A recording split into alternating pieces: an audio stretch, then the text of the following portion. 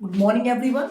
तो अब चलते हैं नेक्स्ट टॉपिक की तरफ जो कम्युनिटी हेल्थ नर्सिंग का है। तो ये क्वेश्चन ही पूरा रिपीट हुआ है। क्वेश्चन क्या है, 2019 में पूछा गया था। क्वेश्चन नंबर फोर्थ का ए कि बिहेवियर की डिफाइन डिसऑर्डर की डिफाइन बतानी है। Enlist the various behaviour disorder of children, मतलब बच्चों में कौन कौन से डिसऑर्डर होते हैं जिसमें चेंजमेंट देखने को मिलता है, उनका बिहेवियर चेंज हो जाता है, या फिर उनमें से कोई एक ऑर्डर डिस्क्राइब करना है। तीन क्वेश्चन थे। पहला क्वेश्चन डिफाइन, दूसरा लिस्ट बिहेवियर, और तीसरा डिस्कस कोई एक डिसऑर्डर। तो बात करते हैं डिफाइन क्या है इसकी। पहले बात करते हैं है क्या ये बिहेवियर डिसऑर्डर, मतलब क्या है। तो जो छोटे बच्चे होते हैं, ये सीएचएन कम्युनिटी हेल्थ नर्सिंग से रिलेटेड है कि छोटे बच्चों में कुछ बिहेवियर चेंजमेंट देखने को मिलता है। जो नॉर्मल बच्चे होते हैं उनसे कुछ हटके बच्चे दिखते हैं, उनके बिहेवियर में चेंजमेंट दिखता है। डिफाइन क्या है इसकी वो देखते हैं। It behaviour disorder is a condition, ये कंडीशन है इन चिल्ड्रन, बच्चों के अंदर, वेयर देयर एक्शन इमोशन और social behaviour are not in normal state. मतलब बच्चों का एक्शन करना, लाइक थंब का शकिंग करना, या फिर दांतों को बड़बड़ाना, कुछ एक्शन में चेंजमेंट रहता है उनके। इमोशन, उदास रहते हैं, हंसते नहीं है, खेलते नहीं है।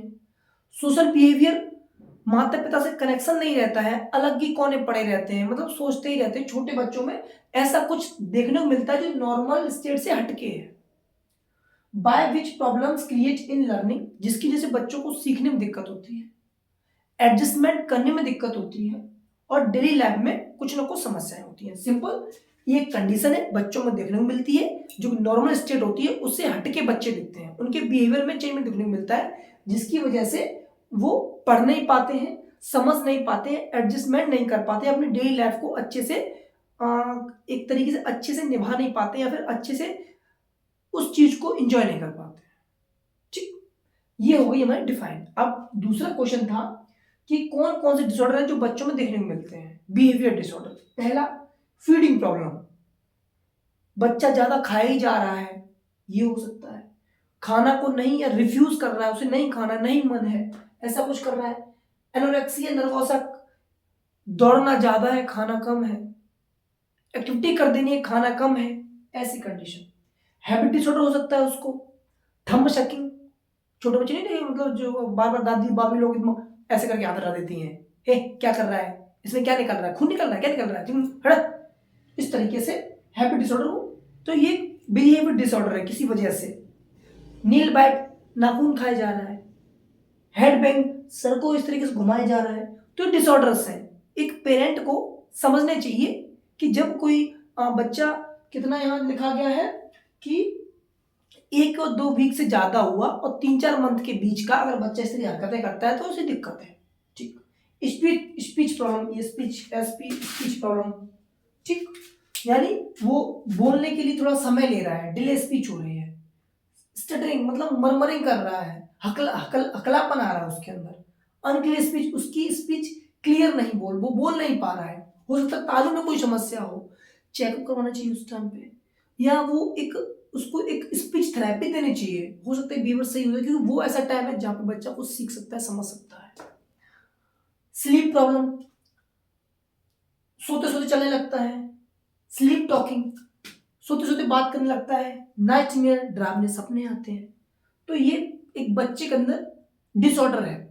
ठीक, एजुकेशन डिफिकल्टीज, स्कूल फोबिया हो गया, स्कूल जाने से डर रहा है, किताबों से डर रहा है, पढ़ नहीं रहा है, एजुकेशन प्रॉब्लम आ रही है।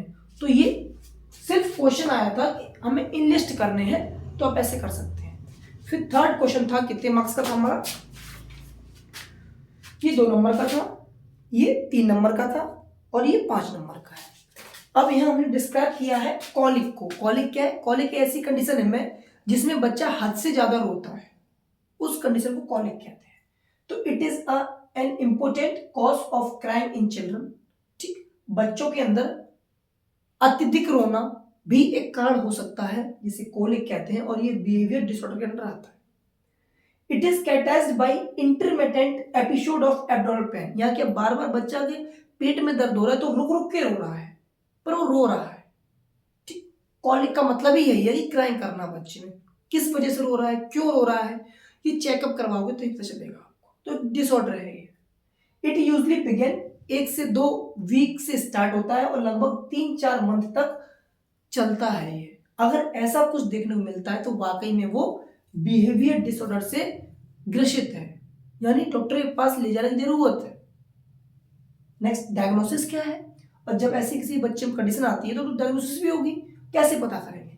The diagnosis is confirm when the infant cries for more than 3 hour per day. जब कोई बच्चा दिन में 4 घंटे तक रो रहा है, पूरे 24 घंटे में या 12 घंटे में, इससे अधिक भी हो सकता है, तो हम कह सकते हैं कि इस कंडीशन से ग्रसित है।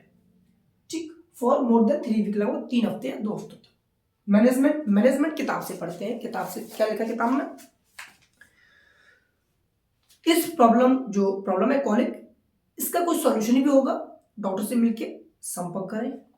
दूसरा, baby should be placed in upright position. Upright position में उसको लिटाएं और उसकी जो सांस अगर नहीं ले पा रहा है तो कोशिश करें कि सांस ले।